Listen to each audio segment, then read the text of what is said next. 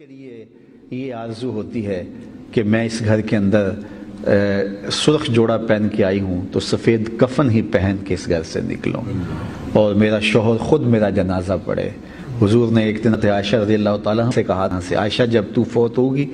تو میں خود جنازہ پڑھاؤں گا اور خود تجھے لحد میں اتاروں گا۔ اگر ایسا ہو کہ تو میری موجودگی میں فوت ہو تو میں خود تجھے لحد میں اتاروں۔ تو حضرت عائشہ رضی اللہ تعالیٰ نہال ہوگی اس بات سے کہ یہ کسی خاتون کے لیے کتنا بڑا اعزاز ہے کہ اس کا شوہر اس کا خود جنازہ پڑھائے اور پھر اس کو خود لحد میں اتار رہا ہو اور اس کے لیے دعائیں کر رہا ہو اور اس کے لیے مغفرت۔ اور حضرت سیدہ خدیجۃ الکبریٰ رضی اللہ تعالی عنہا کا جب انتقال ہوا تھا تو حضور نے اس سال کو عام الحزن کے طور پہ، یعنی غموں کا سال، دکھوں کا سال، اس طرح حضور نے اس سال کو منایا۔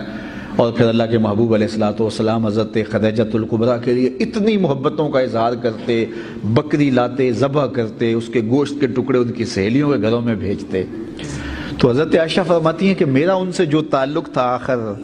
تو میں ایک دن نہ رہی، رہا گیا مجھ سے، تو میں نے کہہ ہی دیا، حضور آپ اس بوڑھی عورت کا ذکر نہیں چھوڑتے جبکہ اللہ نے آپ کو بہترین ازواج عطا کر دی۔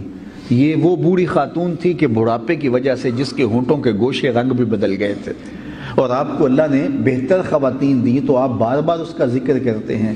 تو حضرت ام المومنین فرماتی ہیں جب میں نے یہ بات کہی تو حضور کے چہرے پہ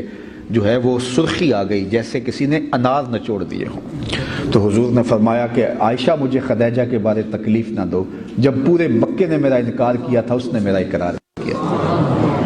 جب کوئی مجھے نہیں مانتا تھا اس نے مجھے مانا تھا، میں اس کا ذکر کیسے چھوڑ سکتا ہوں۔ تو فرمایا اس کے بعد کبھی بھی میں نے حضرت خدیجہ کے بارے میں کوئی ایسی بات نہیں کی ہے۔